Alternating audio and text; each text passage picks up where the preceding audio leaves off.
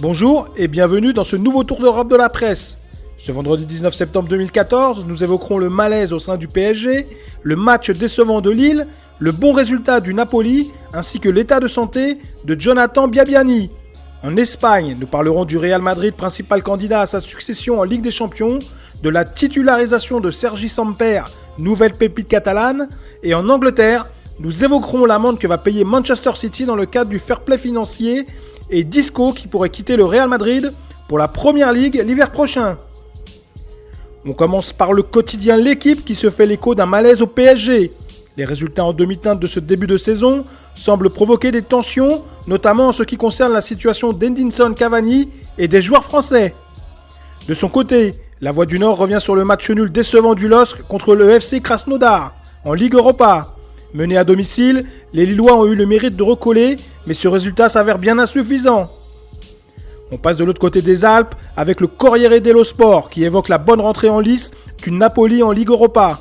Grâce à un but de Higuain et un doublé de Mertens, le club italien a dominé le Sparta Prague. Pour sa part, Tuttosport évoque l'état de santé de Jonathan Biabiany. Victime d'une arythmie cardiaque, l'attaquant français de Parme est contraint de céder toute activité afin de se faire soigner. Le quotidien précise que c'est le staff médical de l'AC Milan qui a détecté ce problème. De l'autre côté des Pyrénées, si l'on en croit le journal AS, le Real Madrid serait le favori à sa propre succession en Ligue des Champions. Auteur d'une entame convaincante face à Bâle, le club merengue devra tout de même rivaliser avec le Bayern Munich, alors que le FC Barcelone, Chelsea et Manchester City constituent d'autres adversaires à prendre au sérieux. Sport, pour sa part, revient sur la titularisation de Sergi Samper en Ligue des Champions. D'après le quotidien catalan, le jeune milieu de terrain espagnol a les qualités pour marcher sur les pas de Sergio Busquets. Enfin, en Angleterre, le Daily Mail se fait l'écho de l'annonce de l'UEFA au sujet d'une sanction financière que devra s'acquitter Manchester City au sujet du fair play financier. En effet, les Citizens devront lâcher plus de 63 millions d'euros à d'autres clubs pour être dans les clous. On termine avec le Daily Express qui parle de la situation d'Isco, le milieu de terrain espagnol du Real Madrid.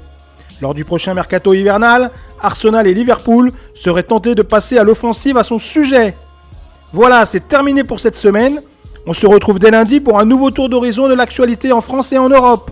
En attendant, consultez régulièrement notre site internet topmercato.com, regardez nos vidéos sur Dailymotion. Nos applications pour iPhone et Android sont également à votre service. Bon week-end à tous et à bientôt.